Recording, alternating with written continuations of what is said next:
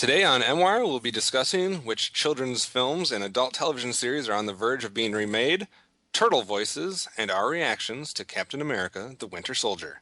All that and more coming up on MWIRE Weekly.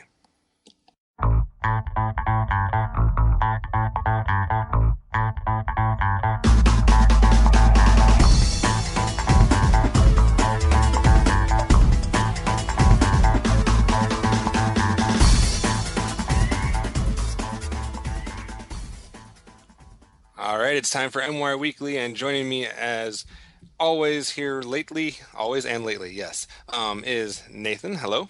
Hello. I forgot to refer to you as AdolfoShabbaDoo. Oh, go ahead. And Matt FridleyCent. Hello. Hello. We're trying to pimp out Twitters. It's more like whoring out. Pouring Yeah, out that's our better. Twitter names. All right. So getting in, as we always do, to box office first. Taking a look at last weekend, there should be no surprise as who came away with the crown for the weekend. I think we all could predict that pretty easily, and that would be Captain America, the Winter Soldier, coming in at, as of this point, $96 million. Wow. Is that good? That's a good one. That's a Yeah. decent start. So that's half its budget of 170 million. And interesting though, I was reading an article about the top 10 opening weekends for superhero films. 96 million would not be enough to get into that territory. Wow. Anybody want to guess on which superhero film had the best opening weekend? Well, Avengers is like one of the best grossing movies of all time, Yeah, right? Avengers was number one. It had an opening weekend of 207 million. Which didn't even meet its budget. So yeah, it was 207 for Avengers. Then, actually surprising, next was Iron Man 3 with I can see 100. that. Yeah, with 174. Then we have The Dark Knight Rises and The Dark Knight with 160 and 158. Then it goes to Spider-Man 2, Spider-Man 3, The Amazing Spider-Man, Man of Steel, Iron Man 2, and Spider-Man 1. Wow, I didn't think the Man of Steel would be that high. So they all had over $115 million opening weekends. And so Captain America, the Winter Soldier, comes in at about 96. So a little bit shy of that, but it did, I believe, if memory serves correctly, better than the original Captain America did in its opening weekend.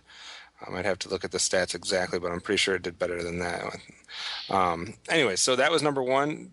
Rounding up your top five, we have Noah at number 2 with 17 million, a slight drop from the 96 million that Captain America did. Divergent number 3 at 13 million. God's Not Dead still hanging around up there, just under 8 million. And then number 5, Grand Budapest Hotel, with just over 6 million, just barely beating out The Muppets Most Wanted for that 5th spot. Not much surprises there amongst the top 5. I will say that Mr. Peabody and Sherman just broke the 100 million mark after a very slow start, and it's still not at its budget, so that one's in trouble. How did its budget get so high? Like the Lego movie was only 60 million, Yeah, and that one's at 145. Like, it's a 90-minute. yeah. That's ridiculous. It had almost the same budget as Frozen, which. Ugh. Frozen took which- like 5 years to make. Speaking of Frozen, besides it's still in the theater, it's almost up to the 399 million mark. But something noteworthy for Frozen this week. If you go to all-time worldwide grosses, which is not just the domestic, but we're talking worldwide gross, Frozen this week became the number 1 highest grossing animated film of all time. Wow. Oh. Yay. Any idea of what film that would have just passed? Lion King. No. One more guess. Toy Story. Toy Story 3. Ah. So it has passed Toy Story 3 as the number 1 highest grossing animated film of all time, and it has also broken into the top 10 of just highest grossing films of all time. It's at number 9 right now. It just passed The Dark Knight Rises. Wow. Yeah, so if you're going overall, like worldwide grosses, number 1 is Avatar, number 2 is Titanic, 3 is The Avengers, then Harry Potter and the Deathly Hallows Part 2, Iron Man 3, Transformers Dark of the Moon, Lord of the Rings Return of the King, Skyfall, and then Frozen. Really, I didn't expect Skyfall to be that high Again, on the that's list. worldwide, not domestic. So domestic list is a slight touch different. And Frozen, if you're looking at the domestic gross, is at number 19. Okay.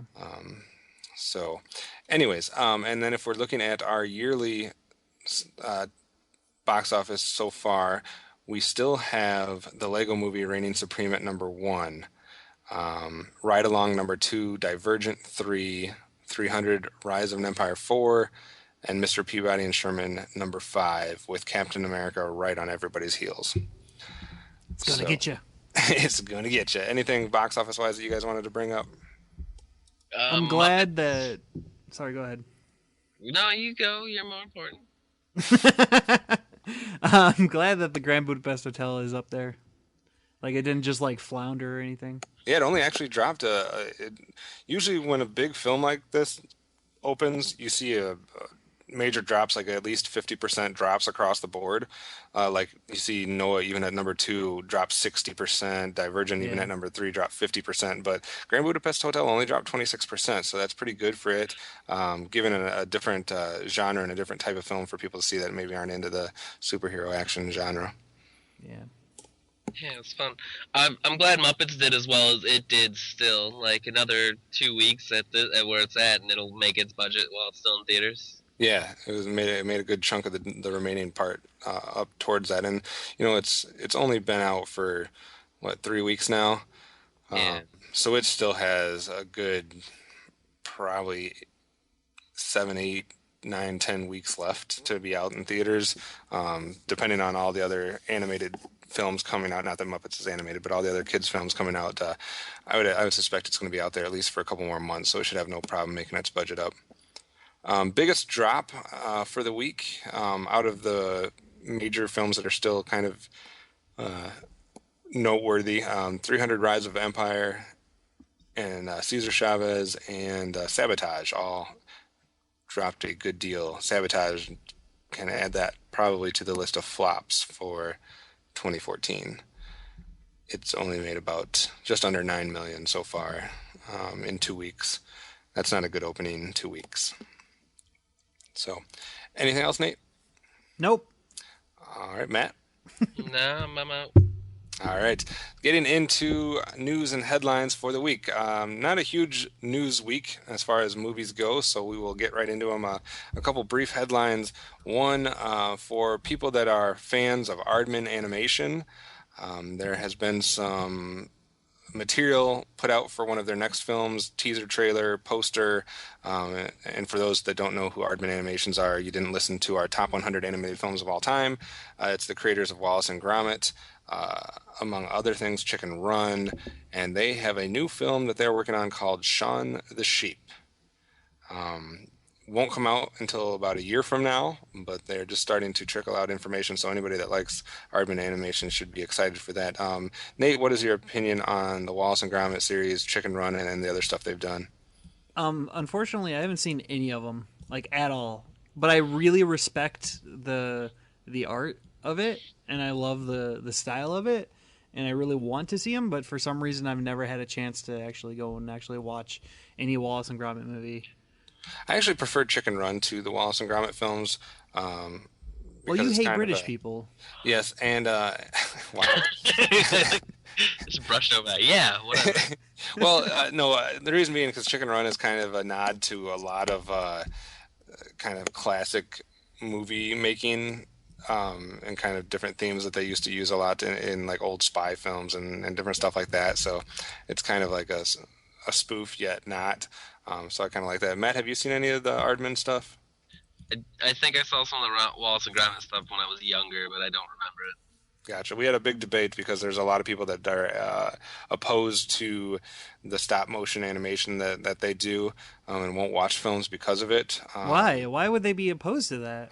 Well, a lot of people have certain styles that they just stay away from, whether it be like some people are opposed to anime, some people are opposed to claymation, stop motion, 3D, whatever. And when we were talking about our top 100 animated films, there was a couple people in particular that write off this stuff just because of the stop Huh. motion quality, which is unfortunate because there is some good stuff to be seen from this company.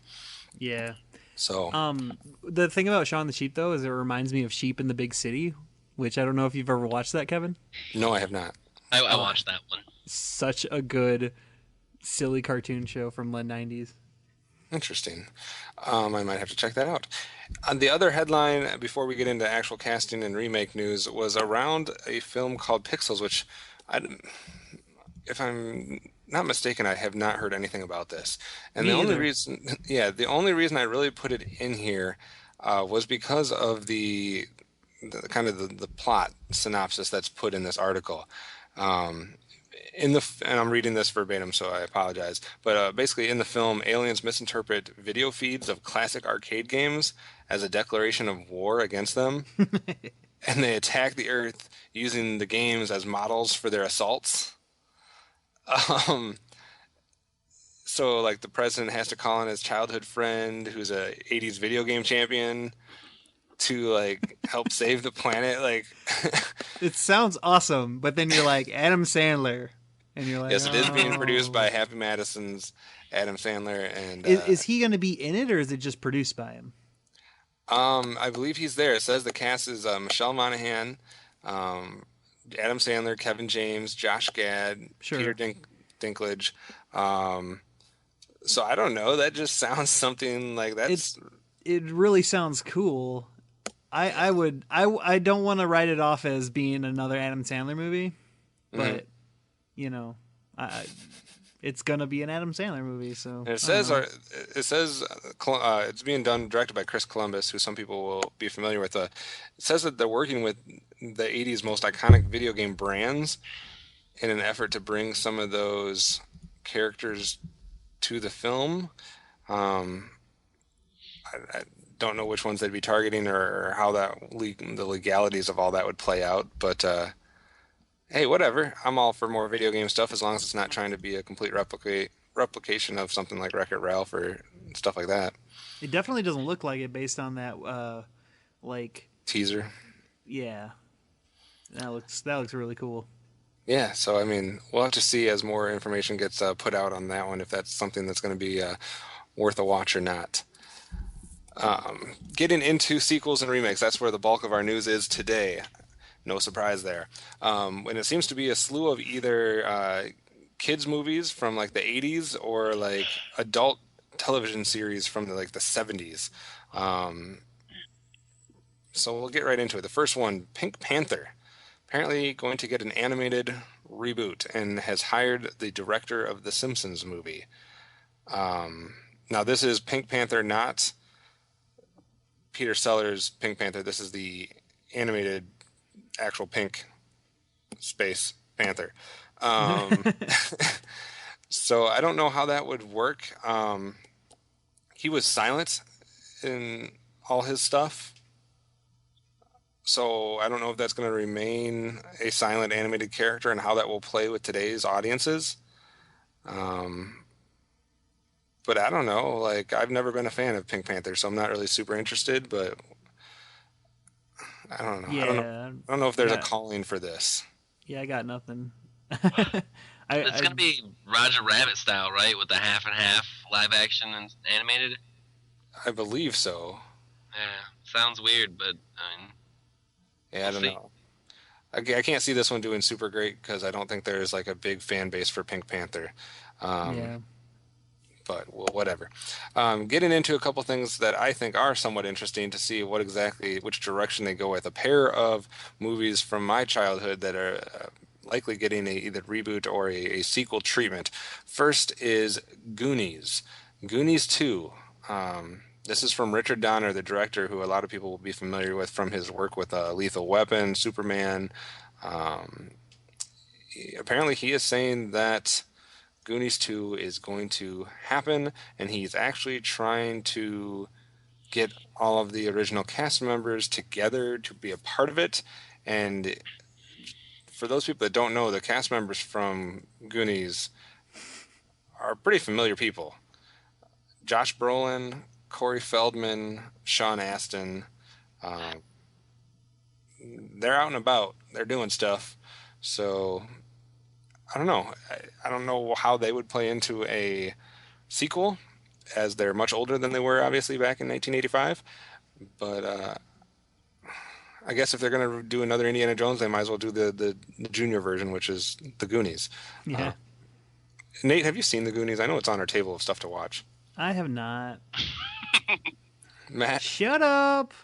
No, I haven't either. Okay, we're watching Oh. Goonies eventually here.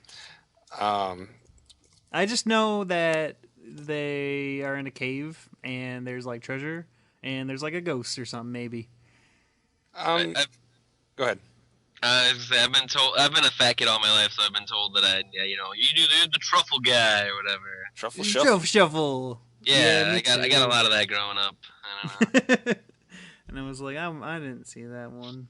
Yeah, I don't get your references. I was also a very poor kid and didn't go to see a lot of movies. Okay, fair enough. So we will watch that, and then you can comment on it at a later date. He said it was 1985, so like it was in theaters before you were born, Nate. True dat. True dat. It's definitely worth a watch. It's classic 80s. And like I said, it's kind of like if you took like an Indiana Jones or something like that and made it for kids. That's kind of how I would sum it up. Another film that came out right around the same time that might be getting a remake is the other G movie, Gremlins. They call this a horror comedy. There really wasn't much horror about this film. Most people probably know what a gremlin, kind of can picture what the Gremlins look like. Steven Spielberg was involved with this. Joe Dante. There was a sequel back in 1990 called The New Batch, which was a little bit different tone and take to this film, but apparently they're just going to completely remake it, possibly. I think there's a lot of hurdles that they still have to go through to get that, but Warner Brothers is apparently interested in doing that. And you guys have, Nate, you have not seen Gremlins either, right? No. I've seen this one. All right. Did you like the original Gremlins, Matt? Yeah. I mean, I don't remember like the big plot points or anything, but I definitely remembered enjoying it as a child. I haven't seen it in a long time, but I just basically remember that the Gremlins kind of had like certain. It's almost like zombies, like certain things they couldn't handle, like water, I think, or something like that, and maybe sun. I don't know if it was sunlight or water or certain types of food or whatever, but there were certain things that would get to them. And the kind of the trick of the movie was figuring out what those things were and how to combat them, because there's Gizmo, the nice, friendly, good old gremlin that kind of reminds you of what Furbies would later become, and then there's Oh God. kind of the evil gremlins. But so interesting to see that Goonies and Gremlins may be on the verge of some remakes. For the older crowd and people that like television series, Rockford Files apparently is being turned into a movie. Starring James Garner as Jim Rockford was the 70s NBC series, and now Vince Vaughn has been attached to take on the role for a film adaptation of that. I did never watch Rockford Files, so I'm not really attached to this property or tied to it in any way, but Vince Vaughn can do some stuff good. I've seen ads for the Rockford Files on an Antenna TV, a local station here that might be in other places. As far as I can tell, it's just like a standard 70s detective show. I don't know quite why they needed to buy the franchise to make a movie rather than just making a new movie about detectives. But if you do a Google search on Jim Rockford, which is the main character, like Vince Vaughn looks like a good choice just face to face, so Okay. we'll see. So might be good casting for that. Interesting to see him in that type of a role. Like I said, I haven't seen the Rockford Files, so I don't know how Jim Rockford was portrayed in that. You know what I mean? Yeah. I don't know if he, besides the physicality, is he Does he somewhat act comedic? similar?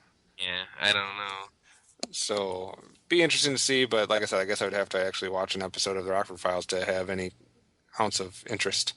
I watched MacGyver, not the Rockford Files.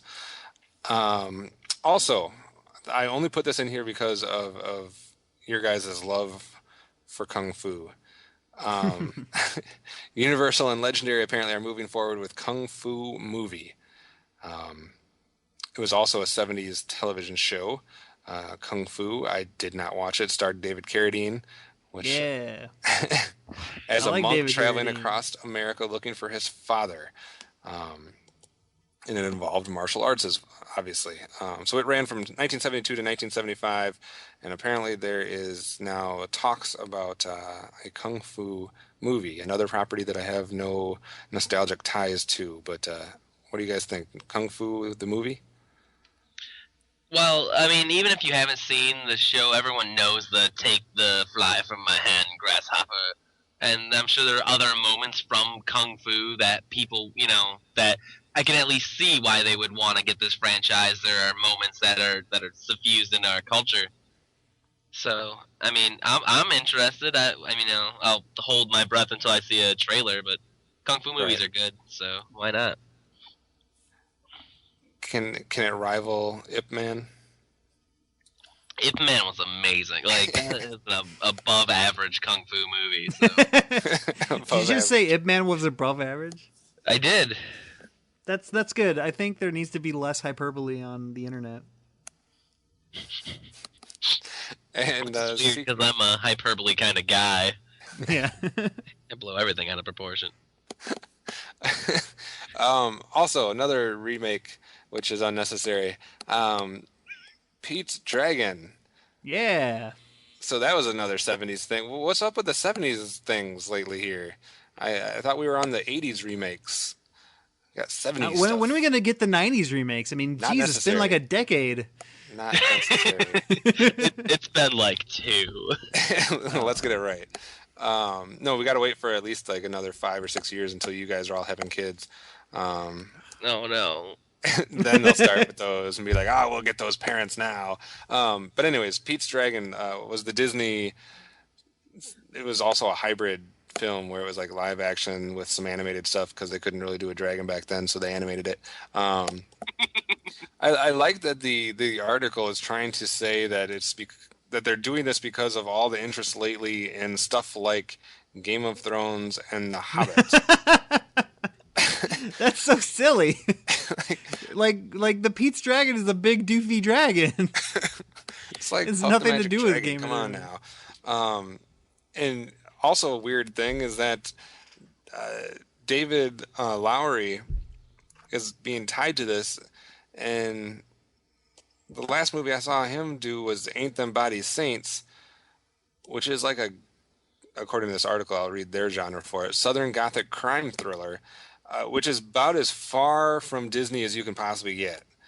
So I don't know what he's going to be doing with this property, but I didn't like Pete's Dragon, the original, so again, I have no interest in a reboot. But if you're a huge fan of Yeah. dragons and you like Game of Thrones and The Hobbit, then Pete's Dragon might be for you. Oh man. I don't know what to say about that. Me neither. All right, let's get into probably the biggest news story that actually almost hit immediately after we recorded our previous week's episode, which was casting news about Teenage Mutant Ninja Turtles. That casting news being specifically about the voices of two characters, Leonardo and Splinter. And I think this article came out like on April Fool's Day, and I was really hoping it was an April Fool's joke, because they're attaching Johnny Knoxville as the voice of Leonardo and Tony Shalhoub, aka Monk, as the voice of Splinter. Don't have a problem as much with Tony Shalhoub, but Johnny Knoxville being the voice of Leonardo makes me want to punch a baby. Oh, the poor baby. Dude, Johnny Knoxville, you can get him to punch a baby. That's like right up his alley. Hey, I'm Johnny Knoxville. Welcome to Jackass. We're punching babies on this episode. Like the big debate in the voiceover world when it comes to big budget films or animated films, there's always like this: you either go with like your traditional voice actors, Or you go with like the big name James Arnold celebrity Taylor. actors, like when you have Will Smith or Chris Rock or whoever doing these DreamWorks Man, films. what was the last thing Chris Rock was in? I think an Adam Sandler movie, actually. Madagascar. Yeah, Oh, Madagascar 16, I think. yeah. Um, but this is doing neither of those things. They didn't get an actual voice actor, and they did not get a celebrity actor. They got Well, Johnny Knoxville.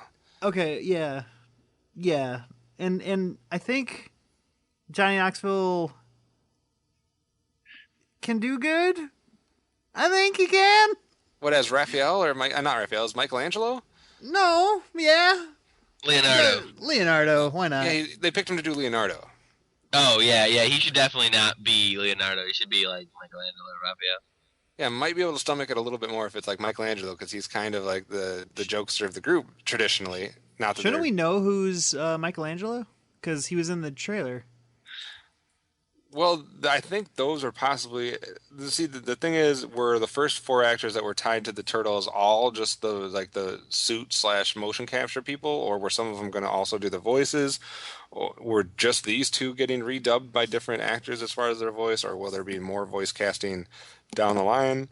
That is kind of up for the rumor mills to be turning and to see what happens with that. But it's possible that these are the only two that are going to be have separate voices, which is weird. Yeah, that is weird. So whatever. It I hope add it's really this, poorly dubbed. add Like Johnny this to Knoxville the just list. doesn't know what he's doing. That would be excellent, actually. The end of his career. I thought the end of his career was when Jackass got canceled a decade ago. No, because he's still doing Jackass movies that are making a lot of money. Yeah, the one where he was an old man did well, right? Yeah, It did won. It really was like well. nominated for an Oscar, right? Got an Oscar nomination and did super well at the box office. Yeah. But I would just like to chalk this up as yet another bad thing on the list of cons for the Teenage Mutant Ninja Turtle movie. Yeah. I know some other people in the network are more excited for this, and I'm hoping I'm wrong about everything, but every single news story that comes out about this movie is like a red flag. I think Tony Shalhoub is good. I really like him. I like Tony Shalhoub. I don't know if he strikes me as a good Splinter though. Yeah. You're He's going to play it right. exactly like he plays Monk. That would be hilarious. Oh, this sewer's dirty. I better start cleaning it. Yeah, a rat that is a clean freak. That's weird. So that is the news for the Teenage Mutant Ninja Turtles. I know a lot of people have been talking about that on the intranet, the old internet. Another casting news is Zac Efron getting a somewhat big role here. I guess breaking out of his mold of being what he was as a youngster, because he's been cast as possible lead in one of John Grisham's films, The Associate, which is yet will be the next John Grisham novel to become a big screen film. I guess Zac Efron can go ahead and do that. Seems like a weird choice, but I guess he's trying to really break out of that mold and make him like a legit actor. I'm cool with that.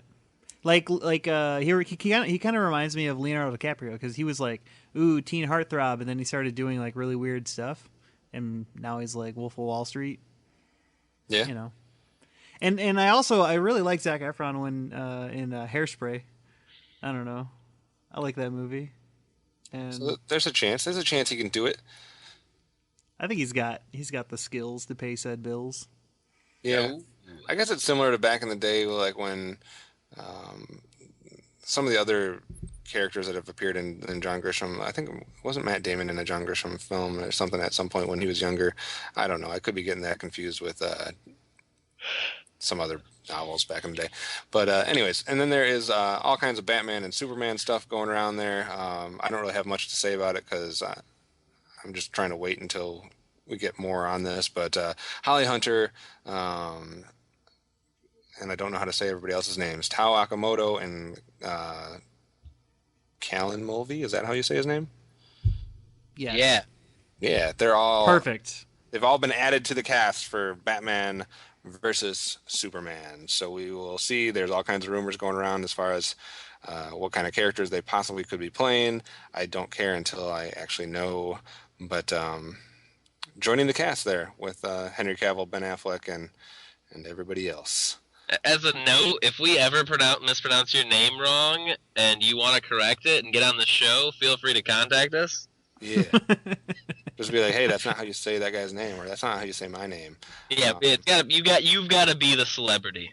Yeah. Do a really good impersonation, so that we can then put you on and then get a cease and desist letter from the said actor. That would be incredible. So if you're a big, huge Batman, Superman film, feel free to give us your thoughts on those three being added to the cast. Otherwise, I'm not going to speak of it too much. And getting into trailer talk, we had a few trailers released this week. Sex Talk, Wolf Creek 2, Palo Alto, The Drop, Lucky Them, Lucy, Angriest Man in Brooklyn, Blended, and Venus in Fur. Did any of those catch your guys' fancy? It's Sex Tape, not Sex Talk. Oh, no, it's Sex Tape. Talk. Is it Sex Tape? It is Sex Sex Tape. Oh. Not that it's very important. I mean, it's... No, it's important. It's like the whole reason for the movie. It's different. Yeah. Yes. I mean, just that movie doesn't look that important. Is what I... Very true. Let's talk about The Angriest Man in Brooklyn, because it's a semi-serious, fun comedy with Robin Williams. Finally. I've been waiting all the years. Like all the years, which... It's 2 or 3 years since he's done that, right? I think so. He did that one show on TV that Kevin watches sometimes. The television. With Sarah Michelle Gellar. Yeah, that looks tolerable. I don't know. I haven't seen it. This one is Angriest Man in Brooklyn is Robin Williams and Mila Kunis. She's better cast in this than in the Jupiter Ascending. Yeah, definitely. She basically plays a nurse or a doctor or whatever and tells Robin Williams that he has 90 minutes to live, even though that's a lie. That's not a spoiler. It's in the trailer. So Robin Williams goes crazy thinking he has 90 minutes to live and must, the classic story of must make everything right before you die type thing. But it's Robin Williams, so it'll be filled with hilarity and probably a few genie voices. Maybe I like how it started off with him doing like an internal monologue. Or like, I don't know. I just like... I like movies with voiceover of the characters with what they're thinking. Does that make sense? No, that's cool. Like that's I don't see that enough, and I like it. Gives you another level to things. Reminds me of like what was it? Stranger Than Fiction. Yes, that's exactly what I thought when I saw it. I was like, are they doing like another one of those? Now, you guys saw a different showing of Captain America than I did. Did they show the trailer for Lucy when you guys saw that? Yes. What do you guys think of that? I love Scarlett Johansson, but I'm not enthused about that one. I was with it for like the first part, and I was where it's like, hey, we kidnapped a chick and we're gonna get her to smuggle something for us. And it's in her belly and stuff like that. Oh, and then she turned into superhuman. And then a weird kind of superhuman that doesn't really make sense. Like, where it's like, I can read everyone's nervous system. Like, I can use more of my brain, which now allows me to force throw people like I'm in Star Wars, which was weird to me. Also, I thought that, I said this to Nate when we got out of our showing, like, I'm pretty sure science disproved that whole 10% of the brain theory like a decade ago, and that it's just certain sections of the brain are working at different times to do different things. Well, not if you're Lucy. Yeah. Well, hey, you were kinder to the film, so why don't you give your... No, that's it. I don't know. It looks good. I'd watch it. I mean, I'll watch Scarlett Johansson be Scarlett Johansson and be kick ass and do stuff and like whatever. That's why I want Under the Skin to hit Rockford, because I want to see that. Yeah, there's so many jokes that could be made right there that I'll refrain from making them all. Blended was the other one I wanted to bring up only because it's another Adam Sandler film. Yeah, this one doesn't look as bad as the other ones. Oh, really? Because there's a secret formula. He goes on vacation, and then hilarity ensues. Well, which has been done before with another one of his films. But anyway. Seems like every movie he's been going on vacation. And meeting people that he didn't expect to run into. Yeah. But here's the thing. Adam Sandler's done some great films. He's done some absolutely garbage films. And then there's been some that are kind of like, eh. But this has him with Drew Barrymore. And to me, so far, that's been a decent combination. Yeah. I like 50 First Dates. Yeah. Wedding The Wedding Singer. Singer, and I'm trying to think Yeah. if there was a third one they were in together or not. But I like those two films, so maybe those two just make a good pair. I think they do. So we'll see, and it's got a bunch of people's real life kids, I think, in there, which is going to be weird. It's got Terry Crews in it. But I think like the Oh, kids yeah. that are playing their kids are actual kids of people involved in the film. Weird. I would want to do that, wouldn't you? Just so you'd be like, yeah, my kid was in an Adam Sandler movie. Yeah, no, I would want to do that. I'm just questioning if they're going to be able to be believable or not. But like I said, They're gonna be kids. They're gonna be terrible actors. These kids are unbelievable as children. all right. Now I sound stupid. No, Oh my gosh! When we were at the theater, though, that the blended thing came on, and people were dying in their seats. Oh yeah, dude. Oh, they That's didn't show that so for me. funny. Oh yeah, people were absolutely riotous over Blended. Like I expected them to clap when the trailer was done. They were that into it. They didn't show that for me. For me, shirt Captain is America, on fire. They showed Million Lucy, laughs. and then they showed 6 Marvel trailers. Yeah, we got Lucy and Blended, and then 6 Marvel trailers. Wait, what were the 6? We got I was just reading. We got It was Spider-Man. like 3 or 4. Spider-Man and Guardians Guardians of the Galaxy. Galaxy. There was more than that. Another one. Yeah. Matt, you said you didn't like you're like worried about Guardians of the Galaxy. I think it looks awesome. I'm not gonna lie. I've read the Guardians of the Galaxy books. Well, not all of them because my Marvel Unlimited subscription ended. But I've read the first 20 or so issues of the Guardians of the Galaxy set up to the Annihilation Wave, and they've changed a lot. And I mentioned at probably every podcast I've been in that I'm a sucker for, if you take the franchise, you should stay true to the original thing. I mean, I don't want you to just do a shot-for-shot remake of the comics. I mean, no one wants that. If we wanted that, we'd just go reread the comics. But they've changed a lot, and some of the characters that they've changed the most are characters that have been in the Marvel Universe for 30 years, and so that has me a little worried. It does look like a fun movie, and I'm going to go see it, probably in theaters. But I am a little upset at what they have changed so far that I can see in the trailer. And just to clarify, there's a difference between wanting something to stay true to the source material and wanting or not wanting remakes in general. Yeah. So that. X-Men was the other Marvel trailer that they Oh showed. yeah. Days of Okay. Future Past. So any other trailer talk that you guys want to do? The Venus and Fur looked really weird. Like, did you guys watch that? I did not get a chance to watch that one. It's like a foreign film. It's in French. And they had the whole movie's in French as far as I can tell, but the trailer had a narrator, which it really needed because it was really confusing. As far as I can tell, it's just like a casting agent. It's like an actress takes revenge on a casting agent, I guess, or casting director or something. Gotcha. But it looks interesting. And the drop is kind of special to note because I believe that's James Gandolfini's last on-screen role that hasn't come out yet. Oh yeah, I forgot about that. Hope it does well for that because James Gandolfini was amazing.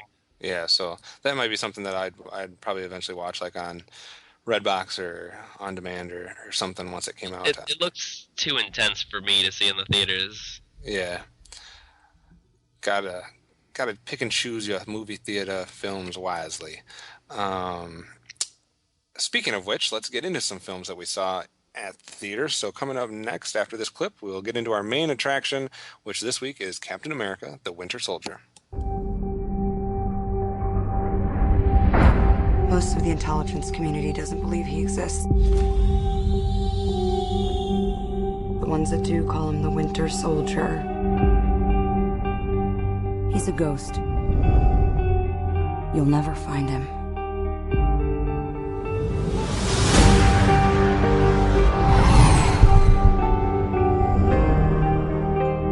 shield to protect people. Captain, to build a better world sometimes means tearing the old one down. You are tearing me apart, Lisa! All right, welcome back. As we said, the main attraction this week is Captain America: The Winter Soldier. But before we get to that, we're going to do a little bit of what we've been watching this previous week, starting with a film that the three of us saw on Friday.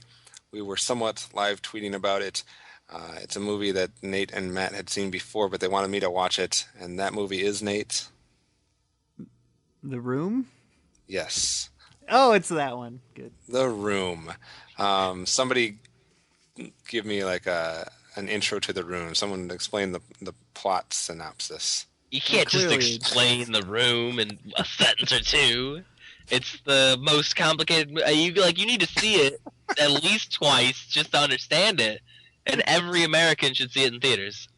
This is coming from an interview with the man himself, who did everything on this film. There's an interview with him, and he specifically says that not only does every American need to see this in the theater, but then you need to see it on DVD twice to get what it's all about. Tommy Wiseau, visionary genius.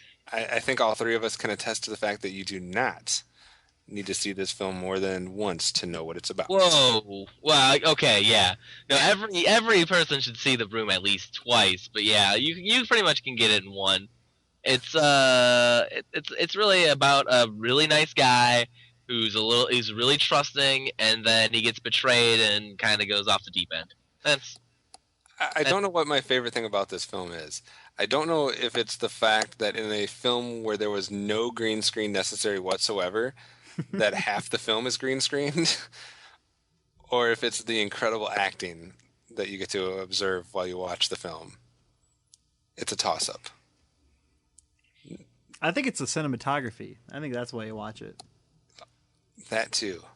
As someone who's been reading the book, my girlfriend bought me the Disaster Artist, which is written by Mark, the second lead, I guess, of the movie, about his meeting Tommy Wiseau like 5 years before shooting The Room, and then their friendship leading up to it, and then the shooting of The Room. I've been reading that book, and it's just like there's so much more going on. Like, it just looks like there's nothing going on in this movie. It's like, what are they doing? This is so amateur. But like knowing what's behind the scenes is even more incredible. And anyone who's seen The Room, which I imagine is a lot of people at this point because it's become like a hit of its own in its own way, like should definitely check out the book because it's crazy. And for those of you who still have no idea what film we're talking about, The Room is has grown as what a lot of people have claimed to be the worst movie ever made.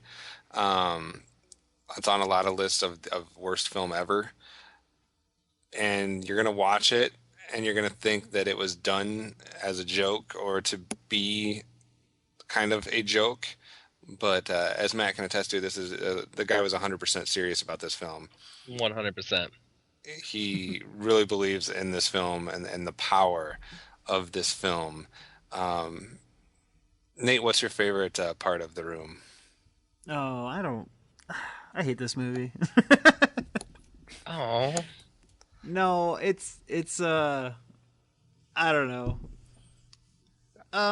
It's hard to say what my favorite part of this movie is because it's all bad. Probably the psychiatrist character. I don't know. I feel like he's out of place. Like he shouldn't be in that movie at all. There's a great scene with him when there's two other characters speaking and he's kind of in the background and he's literally like feeling the like DVD rack or the CD rack. If I told you why, No. I told Nate last night because I found out I actually after us watching it, I went home and read about another chapter of the book. Apparently, when he enters the scene, he bashed his head on the staircase and had a concussion when they shot that, and he was trying to get his bearings. He had no idea and no depth perception. So yeah, he's just rubbing up against things, trying to figure out where everything is in relation to his body. And they didn't stop shooting for whatever reason. They just he bashed that, got a concussion, and just started, and he felt his way through the scene. You got to understand that they can't just stop shooting in that film because they don't really know how cameras work. There's a scene in the interview there, a question where he literally talks about a scene being very hard because someone fell in the scene, and they were gonna have to shoot that and capture that person falling. And they also admit to they used two different cameras to shoot the film because he did not have the information necessary at his disposal to know the difference between the two different formats he was shooting in. Which was HD digital and then 35 millimeter. This film is all kinds of great. It makes me so happy.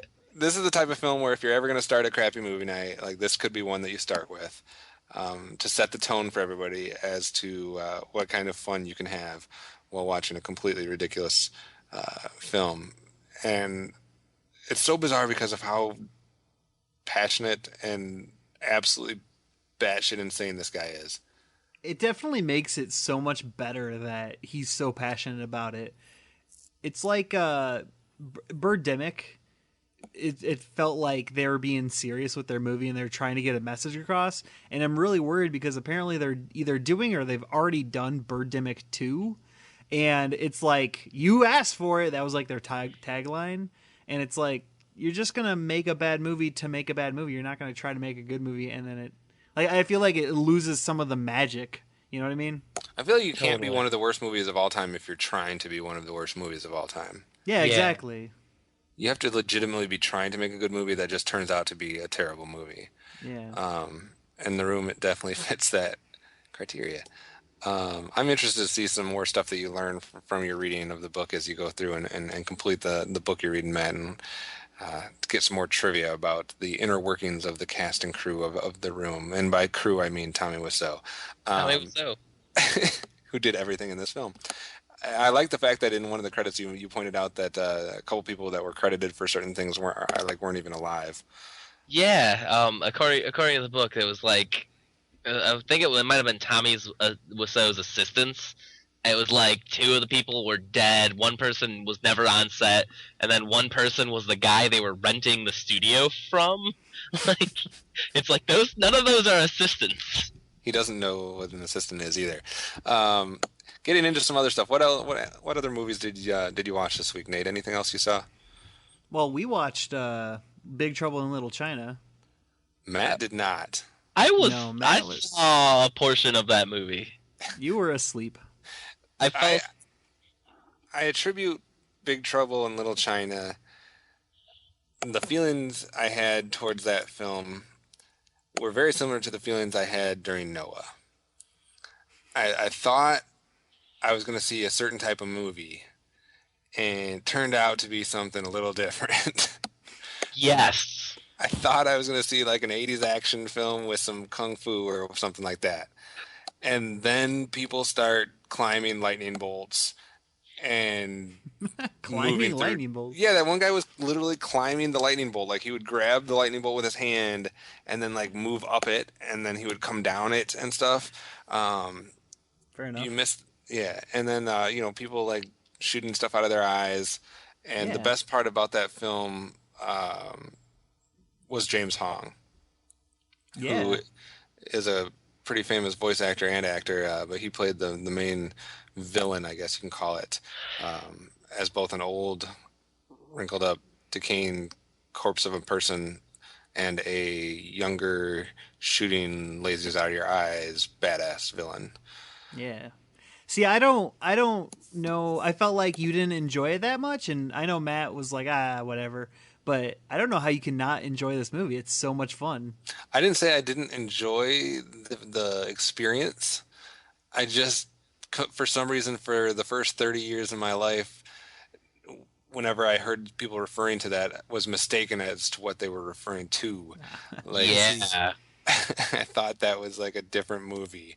So it was more unexpected than a lack of enjoyment. Like, it had who's the main guy? Kurt Russell. Yeah, it has Kurt Russell. I mean, I should have known that I couldn't take the film serious when Kurt Russell was involved. But no, it was fun. It was like classic fun from the 80s in a way, and I thought there was a lot of funny and entertaining scenes. What's your favorite part about the film, Nate? Probably just how crappy of a hero Kurt Russell plays in this movie. Like, it's not his movie at all. Like, there's no reason for him to be there. Like, everything would have worked out fine if he didn't do anything in that movie, I feel. And the funny thing is, it's not even him like it's not him being a bad actor or delivering lines badly. It's written into the script, like he's playing it correctly. It's written in for him to be kind of this bumbling idiot of a hero. And it's more subtle than that. He doesn't is not overly like bumbling, like, I don't know what I'm doing. He's just like, he tries really hard and then he just doesn't get it right. Like, he never gets it perfect on the first try, or, because if you were put in a situation like that, you won it, you would like accidentally like jam your gun and be like, ah, crap, what do I do? I don't know. I feel like it was more interesting than if he was like a perfect 80s action hero. Matt, I know you kind of fell asleep partial way into this. Is this a film that you're ever gonna watch all the way through? I kind of want to rewatch it. Yeah. It looked interesting. I think it's one of those ones I probably have to be in the mood for, knowing now. Like, because going into it, I thought exactly what you thought. This is not at all what I was expecting when I started watching it. But yeah, I will probably hope to see it again. I'm not gonna say I'm gonna make the effort because I'm a crappy person and I make really poor efforts on things, as most people that know me in the real life can attest to. But I would be willing to watch it again should an opportunity arise. It looked fun. It looked fun. Any other films that you guys saw over the week that you wanted to bring up before we get into both a little bit of talk of the original Captain America and then the Captain America: The Winter Soldier? I was gonna say I rewatched the original Cap before we went and saw the new one. Okay, well, let's get into that a little bit then and get our feelings so the people kind of can see where we're coming from as we move into the second Captain America. Starting with you, Matt, what was your opinion? And this can be completely full of spoilers because the movie's been out for a long time. But what was your... long time! Oh, wait, the first one, I'm sorry. Yeah, the first one. No. It's been out for 2 days, people, gee! Get with it! Already. It's already done $100 million. Everybody important went and saw it. Matt, what was your feelings about the first Captain America? The first Captain America, I liked it a lot. And the thing that was great about rewatching it, because I don't think I had seen it since it was in theaters, was when I was rewatching it, I noticed things that I had missed, like Arnim Zola was the Red Skull's assistant. I was like, oh hey, that's Arnim Zola. Like, I hope they bring him back. I mean, they weren't 100% faithful, like, and that didn't bother me. It was still good. Like, because there's some choices that you just couldn't do. Like, they couldn't make Bucky a 12-year-old Robin, clone. Like, it just probably wouldn't work for modern audiences. But the changes I thought were generally good. So, I mean, what did you feel of Chris Evans as that role? I don't remember him in the Fantastic Four movie like all that much, and that's the only thing I think I've ever saw with him in it. I thought he did a great job both as early Steve Rogers and then again as Cap. I thought he did a great job, and the fact that he says he's done after Marvel, I'm not gonna be like we're gonna lose a great, but like he's done a good job, and I hope he continues to do a good job. Nate, how did you feel about the first film's ability to capture what you envision the world of Captain America and kind of the feel and the atmosphere that should be present for it?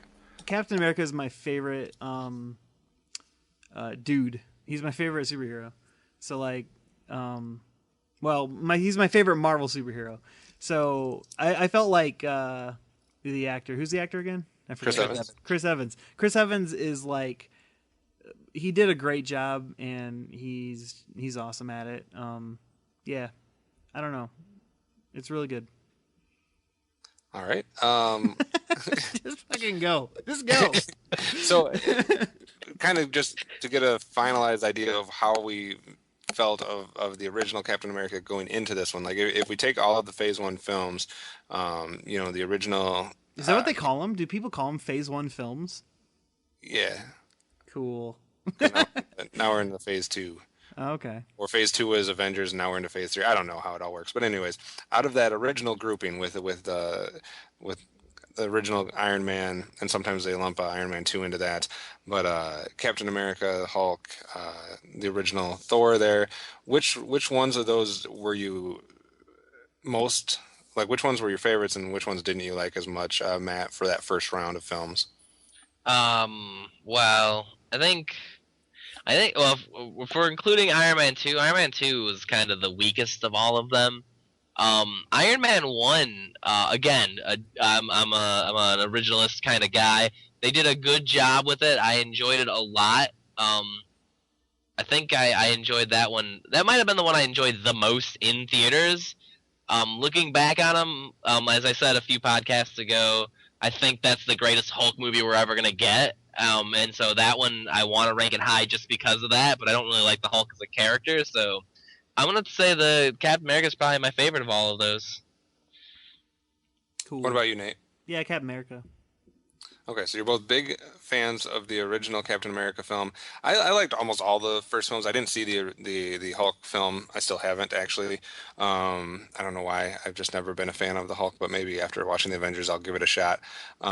Even if the Hulk's been portrayed by like 1,000 different people now. But I liked Thor more than most people did.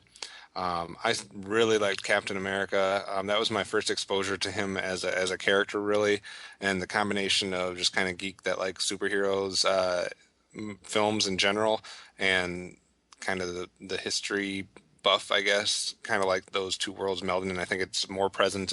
That's the thing, like in all of these, with the Avengers that are included in this team up so far, you kind of get a little bit of each. Like they each have a different like subgenre that they speak to. Like Captain America gives you a little bit more of the historical side with the war and the Nazis, etc. Whereas Thor gives you the supernatural, the magic, and that type of thing. Where Iron Man gives you the technological and scientific type things. So I mean, you kind of have, it speaks to a lot of different people when you team all these people up together. So I kind of appreciated all of the original ones. My favorites would have been real close between Captain America and Thor, actually. I wasn't as huge on Iron Man as everyone else was until later on. And like I said, I just have an aversion to the Hulk in general.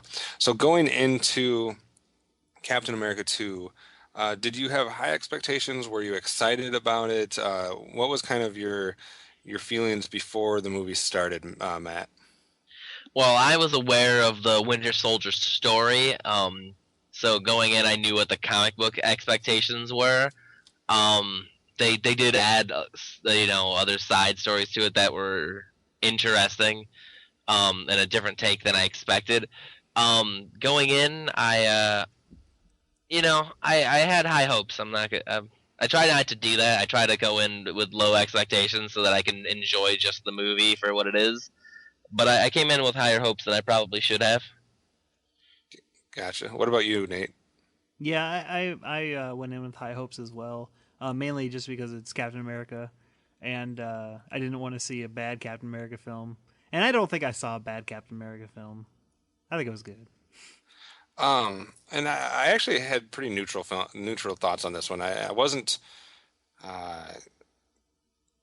I didn't have high expectations or low expectations for once. I was actually somewhat able to avoid that, and I avoided most of the information about it. And since I've never read any of the comics or don't have that knowledge going into. Obviously, I wasn't aware of the Winter Soldier story, so I really had no expectations from that whatsoever. My expectations this year, as far as comic book stuff, the one I can't avoid being excited about is X-Men. Which I'll probably regret being as excited as I am about it. But so this one I was fairly neutral. Coming out of the theater, and we'll get to what happens in between here in a little bit. But coming out of the theater, what was your initial reaction, Nate? I remember I was thinking like I enjoyed it a lot, but I don't know. Yeah, I really liked it. You didn't regret going to see it in theater? Well, I regretted going to see it in the theater at the time I saw it, just because of it was late on a Saturday night prime time to watch movie time, and there was just a bunch of jerks in the audience, and I don't like that. But Yeah, for reference, Matt and Nate saw this at about 7 o'clock on a Saturday night, yep. Yeah. opening weekend. I saw it at 12 o'clock midday on a Sunday afternoon, so a slightly different experience. Although the theater was full for me too, but I have a feeling it was a different crowd. There was like a kid narrating the movie behind me. Oh my God, yeah. It was that kid. It was as bad as Matt watching The Room. So yeah, I know everything. Well, I don't know everything, but I'm reading the book about The Room. I've seen The Room 5 or 6 times, and so like I point out things, and I guess I that didn't mind it, Matt. It was bothering. You were like, "Oh, this is the scene where this happens," and we were like, "Okay, Matt." I did that like one time. You did it a lot. I didn't mind it. I don't think you can ruin The Room for anybody. That's true. Matt, what about you? You walked out of the theater and your initial reaction is? I didn't have one. Like I was just trying to rethink over it. I guess really like it was good. It was fun. I enjoyed it.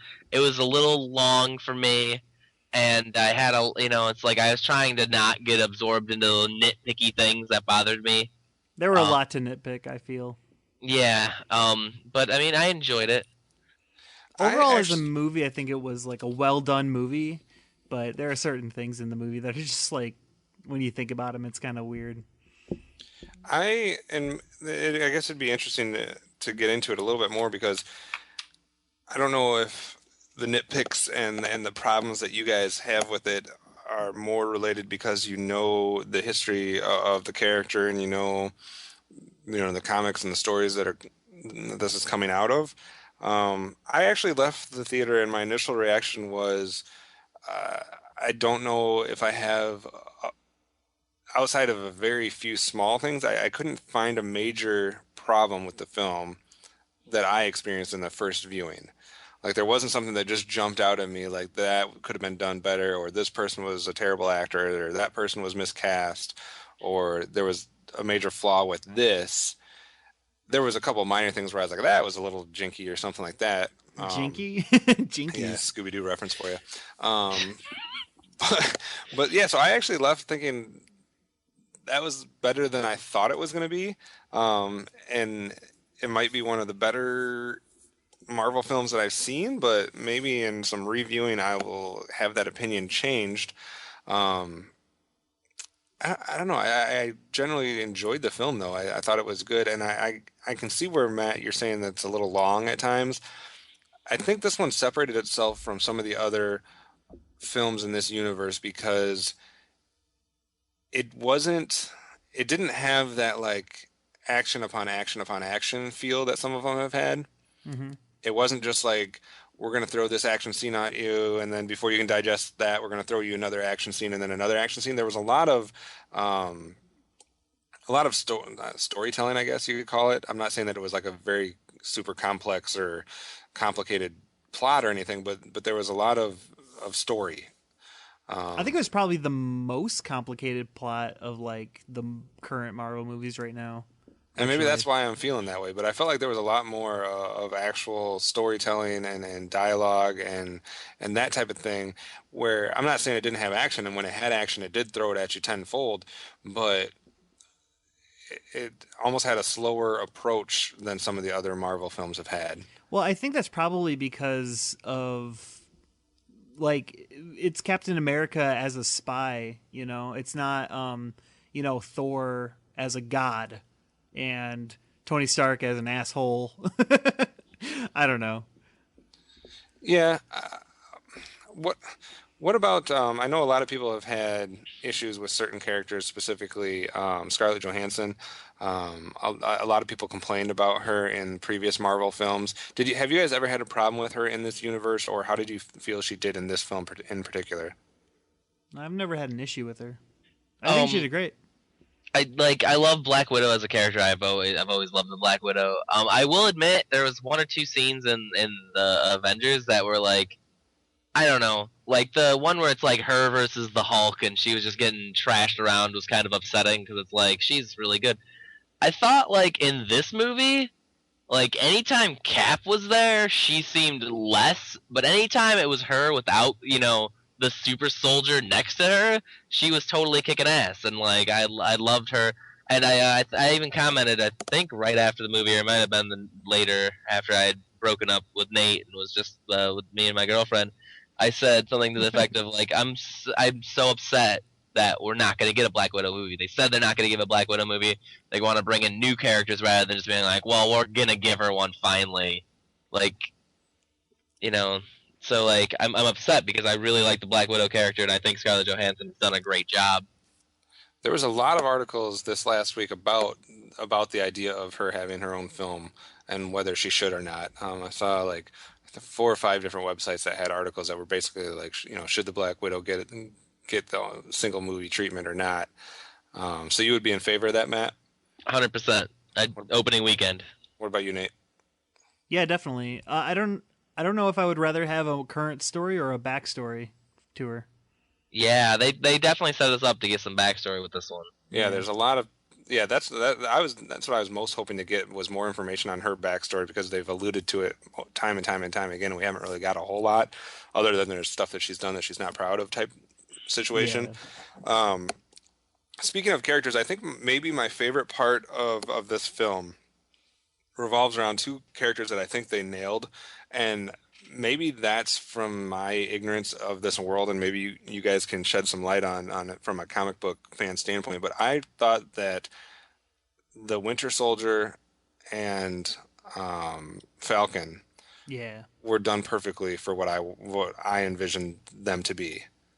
I think the Falcon was really good, but I feel like the Winter Soldier, they didn't give enough time for him, and he barely said anything, and I don't know. I've heard that from a few people actually about they wanted more Winter Soldier, or they wanted him to have more time. Yeah. I'm kind of on the fence to that because I think, well, the first part that I liked about him, I just liked the design. I like the visual aspect of him and how they designed the costume, the outfit, the arm, everything about him, and the actor that they have playing him. Obviously, I think fits. But I question if giving him too much time would have taken away a little bit of the mystique or the mystery. I wasn't trying to do an X-Men reference there. But the kind of the little mystery that the character had, which I think added something for me. Like I kind of liked that he wasn't talking a lot, and I liked that he was kind of this more like just a mysterious character. And obviously you get more information as the movie goes on, etc. about his character, but I don't know. I liked that he didn't appear as much or talk as much. Matt, what did you think about him? I think I agreed with Nate when he said what he said, and then I agreed with you when you said what you said. I'm thinking on it, and it's like he does have a very interesting story, and they've touched on it a bunch of times since the original Winter Soldier story came out like a decade or so ago, and I think it is really interesting, and I don't want to say fun, but I don't think that's the right word for it because he's an assassin, and he's a very straight-laced, hardcore assassin. But I think I need to see it again because I think they should have played it up like he's been credited with 20 kills in the last 50 years, and it's like, oh, so he's just a myth, and it's like that's what I think. I think they should have played that up a bit more. I think they could have had something to. I don't know if it would have been done in the beginning or in some type of flashback or something where they showed him having that ruthless bone in him, where you see an example of him just having no heart and just being a cold-blooded assassin, because you don't necessarily get him ever following through on something major where, you know what I mean? Like he doesn't have that. I don't know. I think there was a moment in the movie that I shall not talk about that was kind of important, where he just totally screws up a dude. I don't think well, that's not necessarily spoiling it too much, but I do like his entrance though. I do like how they introduced him in the film. Yeah, I remember that scene. I was just like, "What is going on in this?" And it's like, "Oh, I forgot that was who this movie's named after." Like his intro scene was really good. Yeah. Well, Matt, what was your thoughts on Falcon? Oh my god, they like I'm not gonna lie. From the earlier trailers, I was very worried about how they were gonna do Falcon, and like it's like what is up with the suit, and, like what is he like? How is he gonna act? And they nailed him as well as I could have hoped. Like, and I hope they bring him in Avengers 2. Like, yeah, definitely. Yeah, he definitely needs more screen time, and I kind of like that they glossed over his like suit. They're just like, hey, it's Shield, you know. I was totally expecting them to have that next scene being them recovering it, and then all. Oh my god, yes. Where it's like, oh, it's just this, like this, and this, like that'll be easy for us. And that, like, if anyone that listens to our podcast is a fan of the fantasy fiction podcast, like it was a total fantasy fiction moment where it's like, we need this item, and it's like, oh no, it's gonna be behind these 15 walls, and it's gonna be an epic quest. Cut to, they already have the item. That was great. Even the actor Anthony Mackie, he had a statement in like an interview that he felt like it was the first time that the Falcon's origin or backstory has been done right. Nice. I don't know how it's been done in the past, but is that a statement that you agree or disagree with? I'm not gonna lie. I've read a lot of Avengers with the Falcon in it. I've never read up on his backstory, and I think they did a great job with this backstory. So I'm gonna say he's right. Matt says he's right. No, I think what they have right now in the Captain America franchise is they have a perfect Captain America and a perfect Falcon. They should do a Captain America Falcon movie, just like focusing entirely on those two characters. For those that don't know, obviously MWIRE Weekly here, we don't usually get into too much of spoilers or try to give away too much. There will be a regular MWIRE episode on Captain America, which they will be going in depth and either tearing it apart or putting it on a pedestal, and they'll be dissecting all the little bits and pieces. But that being said, we might have a couple moments where we do spoil something in the conversation here, and if we do, we will warn you about that.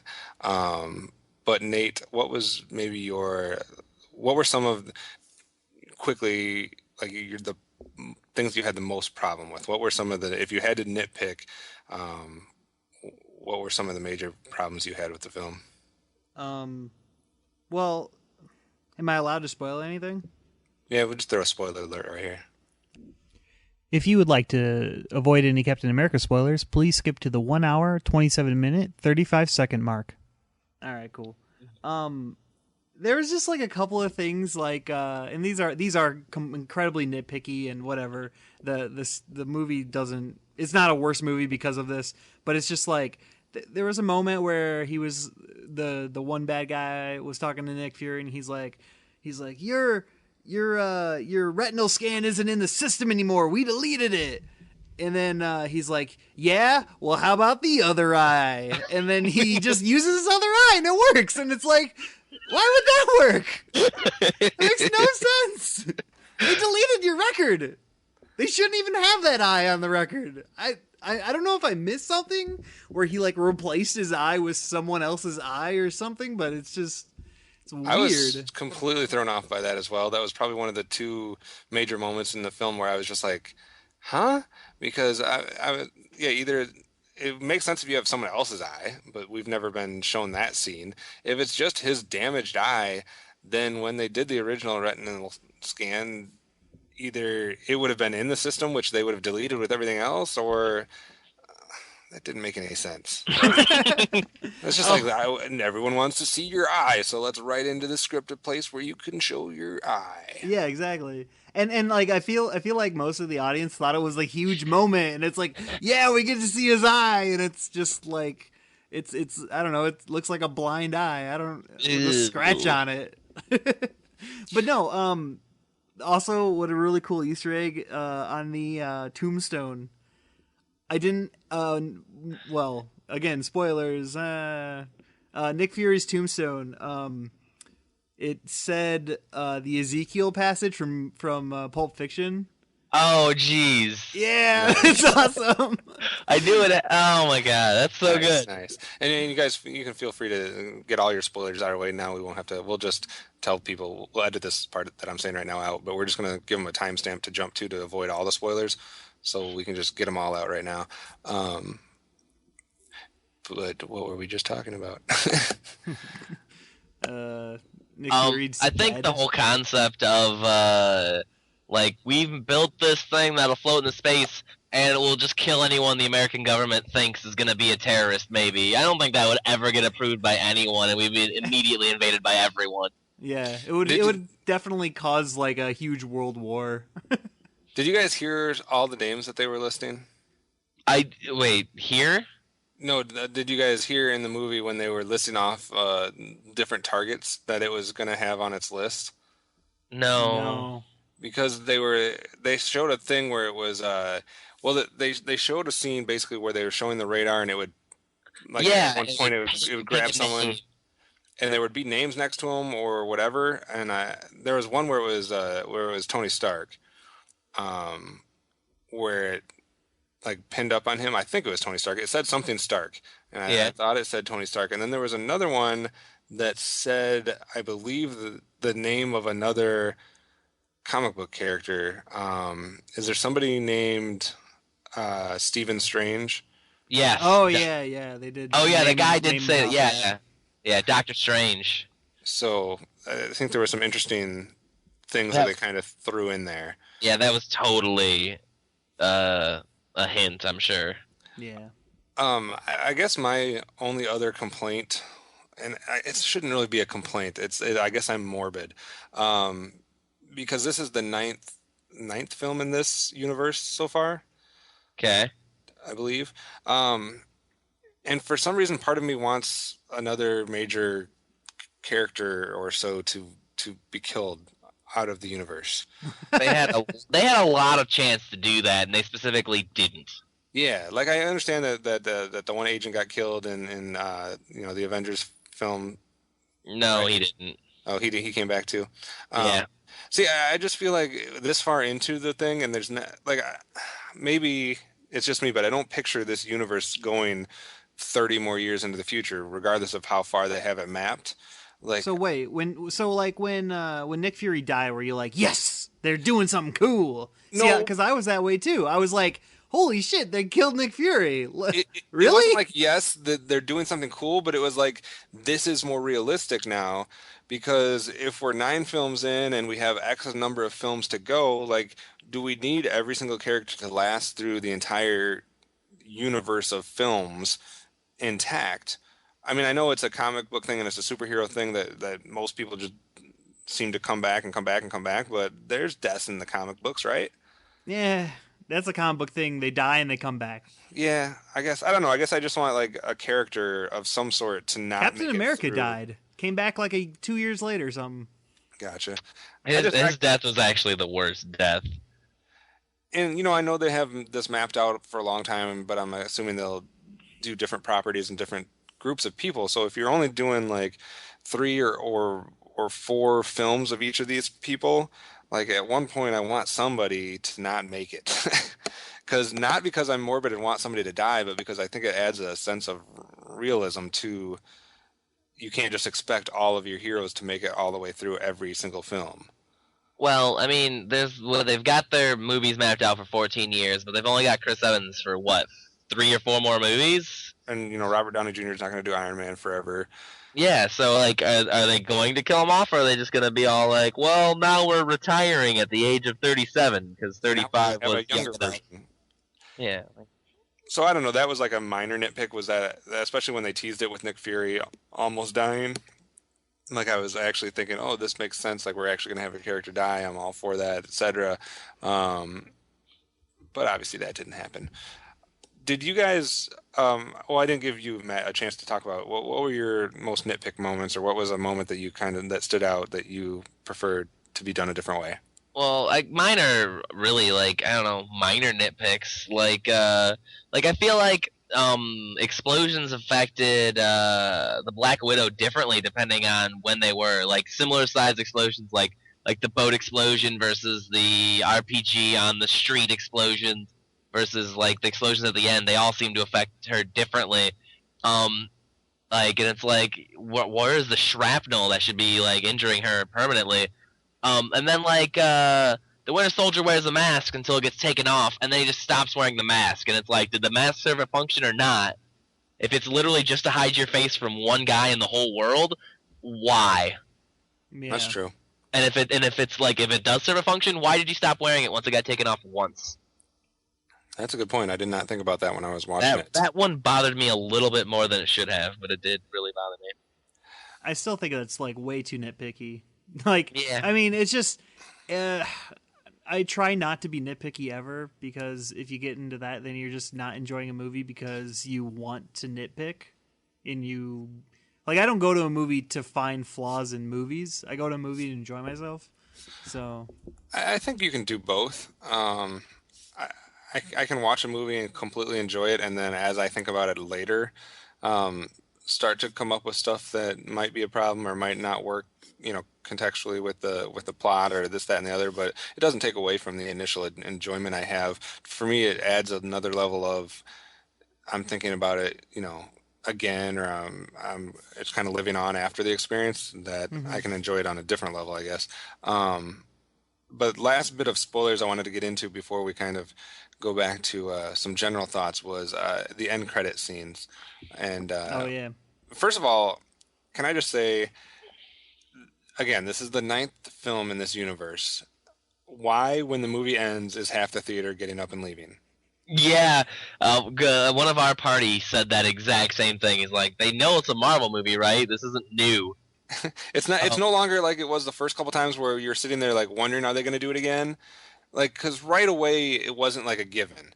Like so like the second film, you're like, well, I remember there was an end credit scene in the first film, so I'm going to stick around. Oh, they did it again. At that point, okay, it's going to happen every single time. We're 9 films in it that's done it every film. Yeah. Oh, there might be people out there that just don't care, and they're like, whatever, I'll find it on the internet. I need to get in my car and get home now. that's true. I don't Beat the have rush. 2 minutes to wait for the end of this credit scene. I can see not waiting for the second end credit scene because that kind of, at this point, traditionally is not as important. It's just kind of more of an entertainment one, whereas the first end credit scene usually gives you some type of tip or some type of kind of connection to something else they're doing, or the next film, etc. So, giving each of you a chance, Matt, what was your initial reaction to, or what did you think of both of the end credit scenes? What was the first one? The first one is the one where they show Loki's staff and the twins. Oh, yeah. Oh, that was the first one? And the second one was just where they show Bucky at the. Oh, okay. Yeah. Sorry. No, the first one was very interesting. Because it's pretty much got to be Quicksilver and the Scarlet Witch, Magneto's children. Right. Because I mean that's what their power is set, and the fact that they're siblings, and kind of the design, but not really of them. So like it's my immediate initial reaction was, shouldn't those be Sony's right now? They're Magneto's children. Like those are so closely tied into the X-Men movie or the X-Men comics. They're more X-Men than they're Avengers by a long shot. Yeah, So it's gonna be weird. Like, because they're not going to be mutants. They can't be. yeah, mutants. and they're not gonna mention Magneto at all. And Yeah. That was something we talked about, right when we first started MWIRE Weekly, because there was news that came out that Scarlet Witch is going to be in Ultron. Well, there's news that came out that both characters were going to appear in both, the Avengers and in X-Men, the X-Men films, and we were trying to figure out how that was going to work and how they got around that. And there was a story that came out that there are certain characters that aren't tied to one of the properties, like specifically, and it's not just Quicksilver and Scarlet Witch. I think there's a couple other characters as well that aren't pinned legally, I guess, or whatever, however you want to kind of phrase it, to either Sony or to Disney. And it kind of leaves them in that state where they can be in both films. And we were wondering how they were going to do that and how they were going to have them in both universes and what kind of the play around would be. I have to say that I was an idiot during the first end credit scene because Yeah. I completely was focusing on the guy with the monocle, the bad character that was kind of like the head guy in that scene. Yeah. And I was like, man, if I knew comics better, I would probably know who this guy is. Like, I feel Totally. like I should know who this is. Like, this is an important guy. And I completely ignored the fact that they were even showing the twins, and it didn't even register in my brain. Wow. So I missed like the major part of that credit scene because I was so focused on who is this guy, and I think I should know who this guy is. Baron Strucker is important. He's like Arnim Zola important, maybe a step below, which is a step below the Red Skull. They're important Hydra like generals. So like yeah, he is pretty important. I would argue generally in my Marvel experience more important than Scarlet Witch or Quicksilver, but I don't think that's what they're trying to do with these movies. So Gotcha. Nate, I didn't get your reaction from that scene. I just liked how the audience was so like gaspy over stuff. Like, oh my god, like they knew That- that they were supposed to gasp at the end scene because it's like, oh, there's a reveal, and I don't know. I felt like it wasn't. That Were they big a gasping deal. more at the sight of the twins or more at Loki's staff? I the think staff. Loki's staff. Yeah, they were like, oh, it's that thing that was in that movie I saw. It's like that guy held that thing. I have no idea what it does, so I'm gonna gasp collectively. It was it was a weird moment. What we about had a weird audience with us. It sounds like it. What about the second end scene? Any value whatsoever in that scene, or was it worth staying to watch that little shot of No. I'm gonna say totally. I'm gonna go with the exact opposite of Nate for the first time in my life. Love you, Nah, Matt. it's the second time. Time goes to Mayor. That one show that's like Time Goes to Mayor, but suck. Hey, Yeah, Matt. I think. Well, I don't even want to talk about the future of Captain America, but like what we were talking about earlier, I think they could set Bucky up. Or we're still in spoiler mode. Yeah. So set him up for what he future does. And making him into an eventual good guy could be an interesting thing. I would love to see his development as a character, as maybe like a gray area character, and then eventually a good guy, or a gray area character that eventually dies. Either way in the future movies, I'm interested. All right. Well, we will end the spoiler part now, so we'll give them a mark to go to.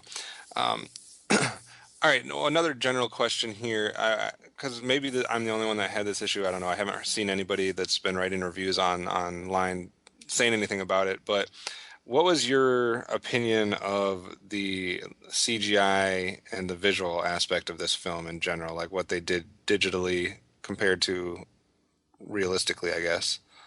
Did you guys have any times where you felt you were watching CG? No, I mean it gets harder and harder to tell. And I mean obviously like all the huge explosions and the huge helicarriers and stuff that were probably done in CG, but it's so well done that I don't think about it as CG when I watch it. The only time I had a slight issue where it looked fake to me, even though I love how they handled the character and I love the look of the character and most of the stuff they did, there was a few times with Falcon that either how he landed or how he came out of the air and into like walking again, etc. There was a few of those times where it looked fake to me. It looked like he was on wires, probably. Yeah. Yeah, I can see that.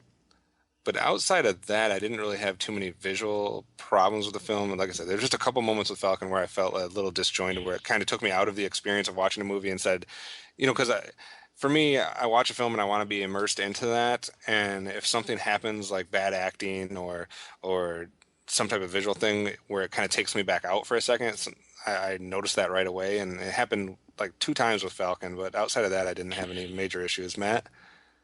No, I didn't. The CG was really well done, and it didn't take me out of it at all. All right. Final thoughts, or do you have anything else that you guys would like to talk about as far as the film goes, and any issues or moments that you would like to bring up and discuss? There was something, but I lost it. I know that it's like one of the things that like when you see in the comic books when Captain America throws a shield, you'll have like an action line, and then it'll have like a bunch of points where it hits a bunch of people, and you're like, he hit all those dudes with the shield. In the movie, it's way more brutal looking, and it's like, Yeah. oh, don't hit people with your shield; they will die or be severely maimed. Yeah, I thought the stuff that they did with the shield, that's weird because they've mastered the visual aspects of the shield. Yeah, Yeah. Like that all just is seamless. Like it looks so great, and it's like so fun to kind of watch the path of what the shield does. It actually somewhat reminds me of the shield use in the Marvel Lego video game. Because when you play as Captain America, you can throw the shield and you can like click on like 8 different things that you want it to hit before it comes back to you, and then you can thanks. throw it and it's like bam, bam, bam, bam, bam. It's kind of fun. It reminded me of that, so I definitely like that. Um, as far as like a final rating, if you were giving this one, you know, on our 5-star scale, Nate, where would you go 1 through 5? You can give half points if you'd like. Why do I always gotta go first? All right, Matt, go ahead. Yay! It's funny because they went first once, but I I'm don't gonna want to give go it. first. I'm gonna give it a 3.5. I'm gonna say like it's. I think it could be a little bit shorter. I think with that length they could have done a bit more. Um, I think the story was fairly solid with a few nitpicky problems. I enjoyed it. I'm willing to see it in theaters again, even, but it's not gonna be probably not my top 10 for the year. I forgot to mention that there was a cameo from a UFC wrestler or a UFC fighter in this. Oh, George, Bartok. yeah, George St. Pierre, and it took me a few scenes to realize who that was. Obviously, he didn't have a lot of lines. Nate, what about your ranking? Um, if I'd probably give the original a 4.5, and this probably a 4. Do you agree that the original is better, Matt? I forget that you said after seeing this one, you say the first one's better. Yeah, I'd say the first one's better, but it's close. Well, nah. No, it's not close. The first one's just solidly better, but this one's good. This one's good. Go see it. Yeah, And definitely. the difference for me, like the Iron Man films have a lot of the same feel, and like the Thor films for me have the same feel, but Captain America 1 and Captain America 2 are two completely different films. Mm. As far as Oh like yeah, definitely. The tone is completely different. right, the setting, the tone, what they're trying to accomplish. The only thing that's consistent is Captain America. Like he stays the same character in both movies, and it's awesome. That's Right. what you want. Yeah. As for my rating, I'm going to actually agree with Matt, and I'm going to give this one a 3.5 at this point, out of 5. I don't, you know, he said it probably won't be in his top 10 films of the year. I don't even know if it will be like, even if you take the subgenre of superhero films, if it will be the best of the year. I think it's got some stiff competition left to still come out this year between X-Men and Guardians of the Galaxy, and I guess you can throw Spider-Man. Spider-Man in there and some other stuff. So it'll be interesting to see how they all play out, but there's room for somebody to beat it, that's for sure. But overall, I thought it was a good experience, a fun movie to watch. And I still don't think Marvel has slipped up yet. No. Yeah, they haven't had a terrible movie. Yeah, they haven't laid an egg yet, so we'll still wait and see if they ever do that. All right, so as far as coming attractions go, coming out on Blu-ray this week is Nothing. Yeah, let's Oh, wait. so fuck it. No, we do have one thing. The Hobbit: Desolation of Smaug comes out. I Love Lucy, the Ultimate Season 1.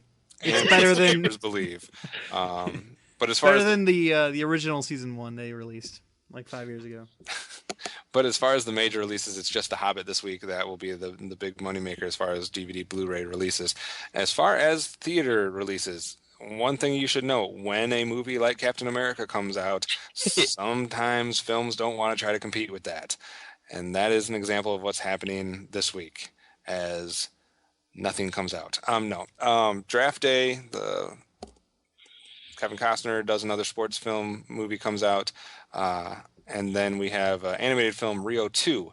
So we'll see how Rio 2 affects the other Muppets and some of the other kids films that are out there these days, if it makes them drop down or drop out or how that goes. Really, there's nothing else of note that's going to come out in theater this next week. Do you think Rio 2 has any shot of knocking Captain America out of the one spot? No. Okay. I think it'll probably be Mr. Peabody, but will Rio 2 come in second? I don't think so. Divergent's still out. Divergent, Noah still Noah, yeah. God's Not Dead has been climbing up, hasn't it? So, I mean... It's been staying pretty consistent. Now, I know Rio 2 is just, it's an animated sequel or whatever, but the original Rio did do pretty well. We were talking about Rio 2 as having an outside shot of being one of the bigger money makers over the course of the year, just because animated films have a long shelf life, etc. But again, it's going against some stiff competition, but it's a different type of film. So we'll see. Maybe people that avoided Peabody and Sherman will go see this instead as their kids' film for the next few months. But yeah, Captain America should stay at number 1, I would think. All right, getting into our credit conversation. Last week we talked about what DC character would be best for The Rock. We also talked about casting choices for either a new Indiana Jones or a new young Indiana Jones. And then there was just general feedback on the site as well, as far as our episode on the Grand Budapest Hotel. Obviously, a few things have been brought up as far as audio quality. We are working on that, so please be patient. We're trying to get mic situations figured out for a few of us, and just some general editing things that we might be able to clear it up. I don't know if everyone else is having a staticky issue, then please let us know, because we've only had that reported by one person as far as it sounding like an AM radio that's not quite on the right channel. I don't believe that was from our end. I think that might have been the listener, and something that was set on his settings. But if everyone else is having fuzzy problems like that, please let us know in the comment post so we can try to get to the bottom of what's causing that, because we're not hearing that. We'll work on the equalization part as far as getting all our levels in sync, but I don't hear anything staticky. I was going to say, I've listened to every single episode myself. I would suggest trying it on a different device. If you're listening on a phone, listen on a computer. If you're listening on a computer, listen on an iPod. If you are having that problem, and get back to us, we're definitely looking into everything. Yeah, and we might need to know like what kind of device you're listening on and et cetera, so we can try to figure out what that is. Also had some comments as far as my comments on the Scarface remake, and I promised that I would address that here, so I'll try to get that done fairly quickly. But basically he was saying that, this is Super Film Fan 98, he was saying that I shouldn't give the idea of a Scarface remake a hard time because it's already was a remake. Obviously, it was made in the 30s, and then it was made again in the 80s. And I guess my point that I was trying to get across, and I guess I was doing a bad job of it, is to me, it doesn't matter how many times a film has either been remade or not been remade. I think you're still entitled to have an opinion on if it should be remade again or not. For me, there are films that should never be remade. Like, you should never remake Star Wars Return of the, Empire Strikes Back or something like that. Like, don't remake that. That would be silly. Like, it never needs to be remade at all. There's other films that have been remade. Let's say, like we've had 2 or 3 versions of The Incredible Hulk. Not that they're necessarily remaking the film, but they're doing the same, same characters, same general story. You could do that to a point, and maybe you get a definitive version of it. At that point, I would say don't remake it anymore. It's been done the best it can possibly be done. So I don't really think it matters if a film's been remade or not. He was saying that basically once the seal's been broken, that you can't fault a film for being remade 1,000 times if it needed to, because you'd be hypocritical because it was already remade. I don't see that logic. I think a film could be made 16 times. If the 16th time is the definitive end-all, be-all, greatest version that I can expect from that story, then I don't want it to be remade a 17th time. So that was my point. You don't have to agree with it, but that was the logic that I was trying to get across with that. I'd be okay with a 17th remake of Scarface. I just don't think just the fact that a film has been remade does not have any bearing on a future possibility of a remake. All right, other comments that they had as far as The Rock and as far as Indiana Jones. Someone mentioned King of Kong, that Ryan Gosling as a new Indiana Jones. I can actually see that somewhat. I think he's somewhat the right age and the right kind of charisma to do that.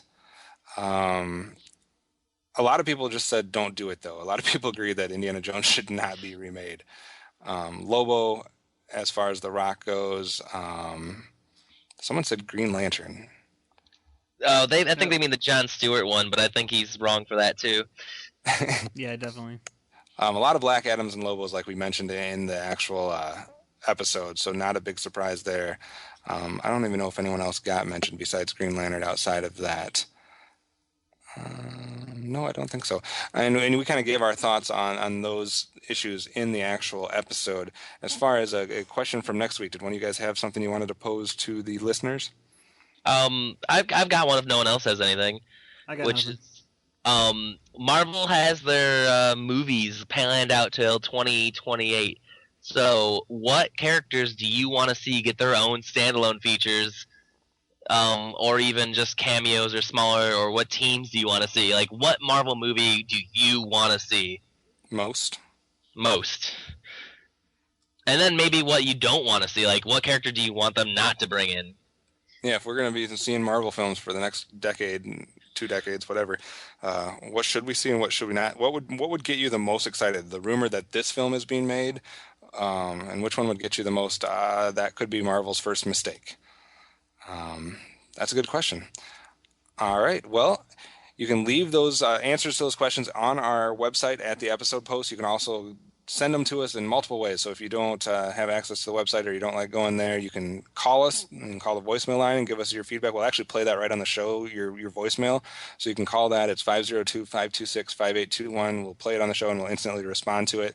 You could email us your answers to those questions or any audio issues you're having to feedback@geekcastradio.com. I would just put MWIRE Weekly in the subject line. You can visit the Facebook page by searching Geekcast Radio Network. You can send us a tweet or follow us on Twitter at Geekcast Radio, just hashtag MWIRE, or you can follow us individually. Mine is at OptimusSolo. Nate, yours is? AdolfoShabbaDoo. And Matt? I'm at FridleyCent. All right, so that is it for us. And remember, for all things... Oh, go ahead. I was going to say, there hasn't been an iTunes post since December. So, I mean, if you're listening on iTunes, I don't want to push it, review us on iTunes. But if you're listening on iTunes, let us know. I mean, we're interested. We want to know where our viewers are. And we'll take any type of feedback, whether it be positive, negative, constructive criticism. We'd like to make the show better for you as an experience listening, so leave us iTunes feedback. That'd be great, and we'll read those on the air as well on the next show. So that is it for us, and remember, for all things movies, keep tuned to MWIRE Weekly.